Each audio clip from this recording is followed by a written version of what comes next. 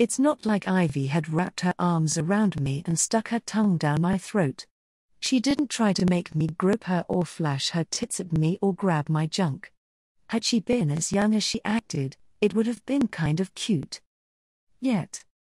So many emotions. I wanted to scream, to curse at her, to fucking smack her upside her head, if not punch her in the nose and hope for blood. I wanted to yell and flail and cry in frustration and surprise. I wanted to run, to waddle over back to the door that led to my own classroom and claw at it and pound on it, or better yet, make for the front door and just dash out into the open in some wild hope that I could make it all the way to the street where a car would slam me into the pavement and put me out of my misery. I wanted to spit at her, or hide behind Buff and point accusingly. I wanted to insult her and call her a dumb ugly helper doll that was too dumb to know that every other little with a pinch of sense despised her and for good reason. That she'd creeped me out long before this and that her very presence was anathema to me. I wanted to say anything and everything that I could just then to hurt the dumb girl. Big words. Small words. Take your pick. Fortunately, some small part of my past life still remained. No. I pointed. At Ivy. Not cool, Ivy. Not cool. I do not consent. I do not consent. The stunned silence was met with giggles and cat calls. Ooh oh. BB but, Ivy stuttered. You said I could give you a kiss. She seemed genuinely stunned. Shocked, even. The littles at either table were laughing harder.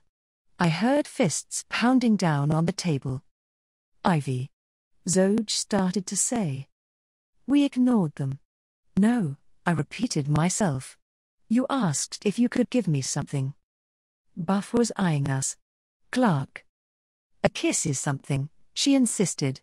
Her bottom lip was starting to shake and shudder. It's a very special something. That's a lie by omission. I shouted. If you wanted to give me a kiss or a hug or anything where your body touches mine, you should have asked first. I did. She whined. The Amazons were quietly approaching us. The other inmates were leering and jeering, happy to have the entertainment. I put my hands on my hips, tilted my head, and tapped my foot. Even in a sailor suit and diaper, mannerisms I'd developed as a teacher came so naturally to me. So if I asked if I could give you something and you said yes, it would be okay to give you a punch on the nose?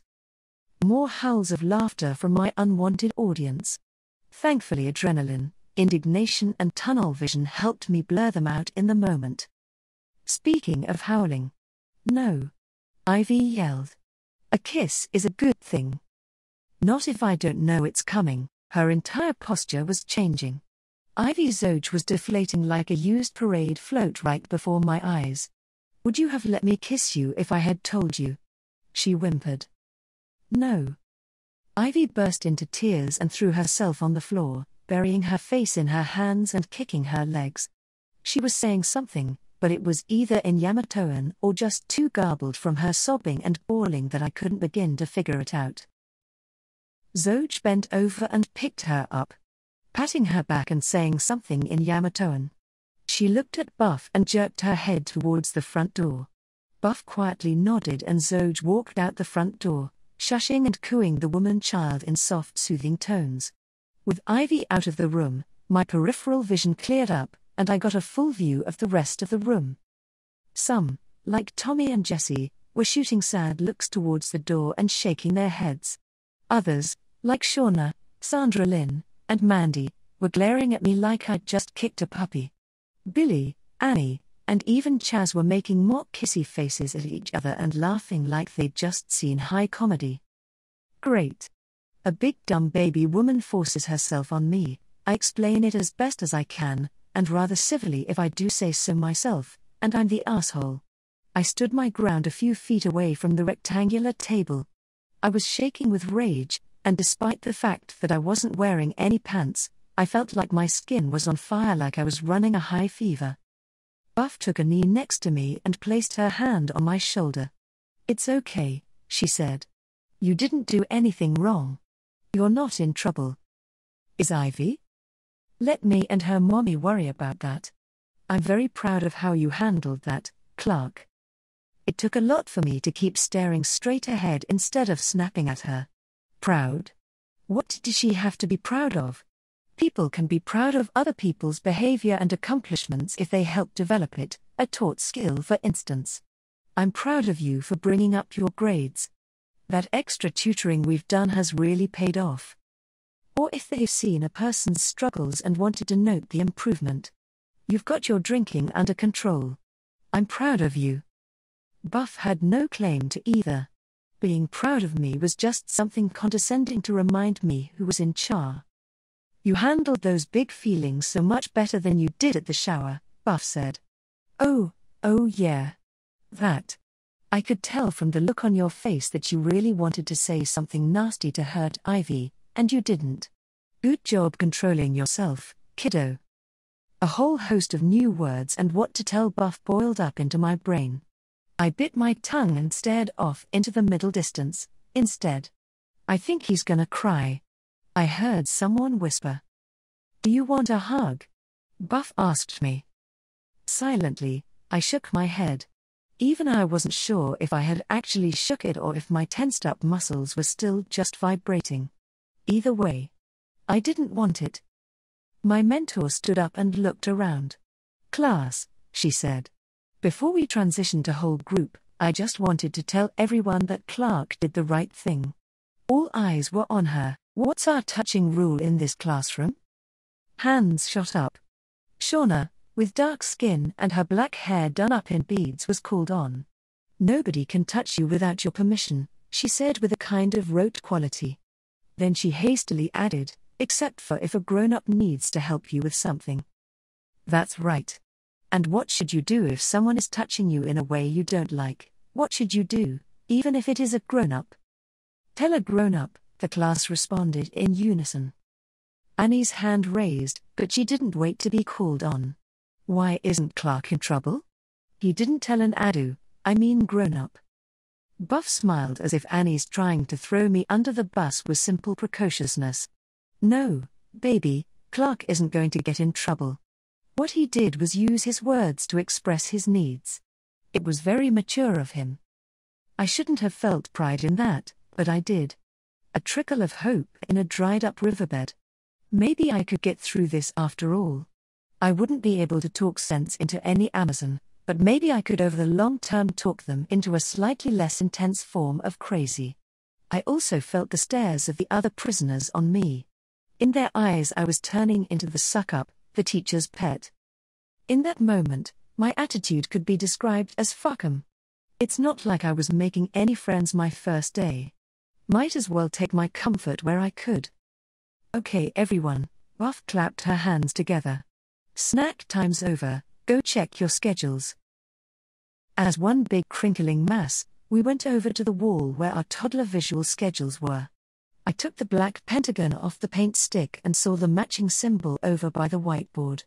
The other infantilized adults were taking their symbols to a basket just beneath the spot where the markers rested and taking a seat in the semicircle just like they had after breakfast. More circle time stuff it seemed. Do I have permission to kiss you? Billy asked Annie. Yes you do, Annie said. The two snuck each other a peck on the lips and snickered. Billy looked directly over at me and I just pretended. May I give you a kiss? Annie said down to Chaz. Totally, Chaz pushed himself up to his knees and got a smack on the cheek for his troubles. Thanks babe. A new behavior had been introduced, and already a certain segment of the population were towing the line, seeing how much they could get away with. Practiced behavior and a bit of bratting to test the waters and push the envelope. I had seen it plenty of times with my own students over the years. How childlike. There was no mention of Ivy, however. No murmurs of waiting for the girl, or wondering where she and Zoj had gotten off to. No idle hoping she was okay. Not even scowling or mentioning how she'd completely freaked out. Thinking back to my real classroom, if one of my students had been so much as checked out early for a dentist appointment, there'd be at least 2 children wondering where they were, when they'd be back, and if they were feeling all right. Same went for late arrivals, absences, or any other break in the scheduled routines. Kids, real kids, can be brats in the worst ways, but they can also be tremendous busybodies in the kindest and most empathetic of scenarios. More proof that we weren't kids, just damaged adults forced to play along. At the kissing exchange, one of Buff's eyebrows cocked up behind her glasses, but then she busied herself telling Littles to spread out and was playing with an in-classroom sound system connected to her computer. Had she lectured them on public displays of affection, she could have reprimanded them, but her focus was on consent, ironically enough, bodily autonomy. Woman was obviously choosing her battles. In some bizarre way, she still had the mentality of a veteran educator. I took my spot in the semicircle with the others so that my back was to the bathroom and I could see the classroom door. I caught a flash of Zoj walking by, a bawling Ivy in her arms. I couldn't hear outside, but the body language said that Ivy was still having a full-on meltdown. I leveled my gaze so that I couldn't see more. "Stand up, everyone," Buff instructed. "Spread out and make a circle. Give each other some room." Easy enough. We did, plenty of space. It's like no one wanted to touch me. "Ivy cuties," I heard someone whisper. "We're going to start our whole group session with some movement games. Ready?" "Mrs. Buff," Jessie called out. "Clark doesn't. I have a feeling he'll catch on, quick." A knowing smile was thrown my way. Buff power walked to her computer and clicked a button. A voice came out of the speakers. "Walk," a voice said. Immediately a meandering, humdrum tune started playing. It was just shy of elevator music, the kind of background music those old cartoons would walk to while speaking exposition, even though the background was the same house, tree, and rock over and over again, ad infinitum. Cartoon? Out of paranoia I looked to Mrs. Buff, trying to make sure there were no earplugs or anything that might filter out a subliminal message. Of course there weren't any. Buff was a lot of things, but she was no rainforest. In some ways that made it worse. In trying, poorly, to end my adulthood with poison and typical Amazon ploys, Rain was at least acknowledging it. Everyone started walking clockwise around the circle we'd made. A few even did so with a bit of flair, purposefully swinging their arms or tucking in their elbows. Even Chaz crawled and bobbed his head side to side, as if strolling along on his hands and knees was the most natural and normal thing in the world. We no longer looked like toddlers toddling, but like toddlers play acting at being adults. Gallop. The tune changed to something out of a spaghetti western, hoofbeats and twangy guitar included.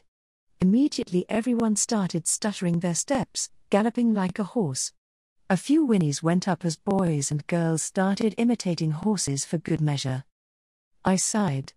I did know this game. Like the back of my hand, in fact. It was one I had my 3- and 4-year-olds do. A generic track of stock music correlated to a type of animated movement.